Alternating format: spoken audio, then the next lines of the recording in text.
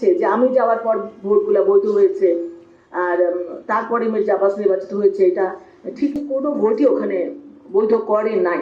ঢাকা ৮ আসনের সর্বস্তরের জনগণকে ধন্যবাদ জানাই মির্জা আব্বাসকে ৮ আসনে এখানে এসে সে নির্বাচিত করার জন্য। সোশ্যাল মিডিয়া একটি ব্যাপার খুব ঘুরপাক ছিল ভোটের কিছু অনিয়ম নিয়ে। আমি সেই ব্যাপারটা নিয়ে কথা বলতে চাইনি কখনো, কিন্তু গতকালকে চ্যানেল আই বাংলাদেশ সংবাদপত্র প্রতিদিন নামে একটা প্রোগ্রাম হয়, এটা ঠিক 12টার সময়। সেখানে ইত্তেফাকের সম্মানিত সাংবাদিক সালেউদ্দিন ভাই, উনি গেস্ট ছিলেন, হোস্ট ছিলেন আমাদের মানব জমিনের জনাব মতিউর রহমান ভাই। তিনি কিছু কথা বলেছেন। তিনি বলেছিলেন যে সিদ্ধেশ্বরী বয়েজ স্কুলের যে ঘটনাটা কেন্দ্র করে যে সোশ্যাল মিডিয়ায় যে খবরগুলো এসেছে সেটা নিয়ে তিনি বলতে চাচ্ছিলেন যে ওখানে আমি গিয়েছি, ওটা বৈধ ছিল, কারণ আমি নির্বাচনে যে প্রার্থী মির্জা আব্বাসের প্রধান নির্বাচনী এজেন্ট, সেজন্য আমি প্রার্থী যেটা করতে পারি, যে জায়গায় যেতে পারি সেই এক্সেসগুলো আমারও আছে, সেজন্য আমি যেতেই পারি। এটা আমার যাওয়াটা সঠিক ছিল এবং আমি যে তাদেরকে চার্জ করছি সেটাও সঠিক ছিল।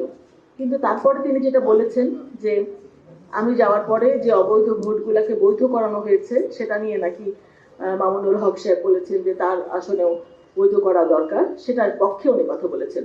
তো আমি আসলে সেই জিনিসটা ক্লিয়ার করার জন্য আজকে আপনাদেরকে ডেকেছি। 5:30 6টার দিকে আমি জানতে পারলাম সিদ্ধেশ্বরী বয়েজ স্কুল থেকে আমাদের পোলিং এজেন্টরা ভিতর থেকে বারবার আমাকে নক করছিল, এখানে অনিয়ম হচ্ছে, অনেক অনিয়ম হচ্ছে, একটু পারলে এখানে আসেন। আমি তখন দৌড়ে চলে গেলাম, গিয়ে আমি দরজা নক করছি, বারবার নক করছি, অনেকক্ষণ, আধা ঘন্টা পরে দরজাটা খুললো, ভিতরে যেতে দিবেই না। তারপরে গেলাম, ওখানে প্রিজাইডিং অফিসার ছিল শামসুল ইসলাম ইসলামী ব্যাংকের, এবং প্রায় 5-6 জন বিদেশি পর্যবেক্ষক ছিলেন ওই রুমটার মধ্যে। ওখানে কাউন্টিং হচ্ছিল। তখন আমাদের যে ধানের শেষের এজেন্ট তারা বলছিল যে এখানে 25 থেকে 27টা ভোটকে তারা বাতিল করে দিয়েছে, যে ভোটটা ওই যে গ্যাপ সাদা জায়গাটা সিল মেরেছে জন্য সেগুলোকে বাতিল করে দিয়েছে। কিন্তু আমি রওনা হওয়ার আগে জানতে পেরেছিলাম যে নির্বাচন কমিশন থেকে ওই ভোটগুলোকে বৈধ করার জন্য রিকোয়েস্ট করা হয়েছে। তখন আমি প্রিজাইডিং অফিসার শামসুল ইসলামকে বললাম যে এই ভোটগুলো তো নির্বাচন কমিশন থেকে বৈধ করার জন্য বলা হয়েছে। উনি বললেন যে আমরা এরকম কোনো নির্দেশনা পাইনি। তখন রিটার্নিং কর্মকর্তা এই সময় আমার মোবাইলে ফোন দিলেন। আমি তখন বললাম যে ভাই, এখানে তো রিটার্নিং কর্মকর্তা যে শামসুল ইসলাম, উনি কথা শুনতে চাচ্ছেন না, উনি এগুলোকে মানতে রাজি না। তখন উনি বললেন ওনাকে ফোনটা দেন। আমি ফোনটা সাইফুল ইসলাম, আমি স্পিকারে রেখেছিলাম ফোনটা আমার। স্পিকারে বিদেশি পর্যবেক্ষকরাও শুনছিলেন, বিভিন্ন প্রার্থীর এজেন্টরাও শুনতে পাচ্ছিলেন, ধানের শেষের এজেন্টরাও শুনতে পাচ্ছিলেন, এবং ওই কক্ষের ভিতরে যারা ছিলেন সবাই স্পষ্ট শুনতে পাচ্ছিলেন যে স্পিকারের রিটার্নিং কর্মকর্তা বলছিলেন যে নির্বাচন কমিশন থেকে নির্দেশনা এসেছে এই ধরনের ভোটগুলোকে বৈধ করে দিতে। এখন এটা বাস্তবায়ন করবেন কি না করবেন সেটা সম্পূর্ণ আপনার ব্যাপার। তারপর উনি ফোনটা রেখে দিলেন। সেই শামসুল ইসলাম বললেন যে আমি এটা মানতে রাজি না। আমি বললাম আপনি কেন মানবেন না? বললাম আমি নির্বাচন, আমার সাথে তো সরাসরি কথা হয়নি, অন্য কারো, আমার উপরেও একজন কর্মকর্তা আছেন ম্যাজিস্ট্রেট, তিনি আসুক তারপরে আমরা ডিসিশন দেবো। তা আমি বললাম সেই ম্যাজিস্ট্রেটকে কল করেন। উনি অনেকবার কল করেন, কল করে বলে আসছেন। তারপর অনেকক্ষণ পরে সেই একজন মহিলা আসলেন ম্যাজিস্ট্রেট। উনি এসে, ওনার নামটা আমার ঠিক খেয়াল নেই, সাম আফরোজা হবে, উনি এসে বললেন যে না, এই ভোটগুলো সব বৈধ হবে, বৈধ করে দেন। কিন্তু তারপরে ওই শামসুল ইসলাম কিন্তু বললেন যে না, এই ভোট, উনি ওনার সাথে তর্কাতর্কি করলেন, মানে বললেন যে বৈধ হবে না। কিছুক্ষণ পরে ওই ম্যাজিস্ট্রেট তখন বললেন যে আমার আরেকটা জায়গায় একটা অনিয়ম হচ্ছে, আমি ওখানে একটু চলে যাই। তখন আমি বললাম যে আপনি এই জিনিসটা মানে সলিউশন না করে আপনি চলে যাচ্ছেন, তাহলে এটা কি হবে? তখন উনি বললেন যে আমি কিছুক্ষণ পরে আবার আসছি। তখন উনি চলে গেলেন, আর আসলেন। তখন আমি প্রিজাইডিং অফিসারকে বললাম যে আপনি এখন কি ডিসিশন নেবেন? উনি বললেন যে না, আমি সব একদম সিএসি বা সচিবের সাথে কথা না বলে আমি কোনো কাজ করবো না, মানে উনি কারো কথা শুনতে রাজি না। তো ওখানে আমি তো প্রায় আধা ঘন্টার উপরে ছিলাম হয়তো। তখন আমাদের ছেলেপেলেরা যারা পোলিং এজেন্ট ছিল তারা বলছিল যে এখানে অনেক ভোটের ব্যবধানে আমরা এগিয়ে আছি, আর এই ভোটগুলো দিবে কি দেবে। উনি মানে আমার সাথে তর্কাতর্কি হচ্ছিল, যে আমি বলছিলাম যে আপনি যেটা লিগ্যাল সেটা করেন, যেটা আপনাদের নির্দেশনা সেটা আপনারা মানেন। উনি মানবে না, তখন মানবে না, আমি চলে এসেছি। ওখানে কিন্তু একটা ভোটও ওরা বৈধ করে নাই, 25 থেকে 27টা ভোট।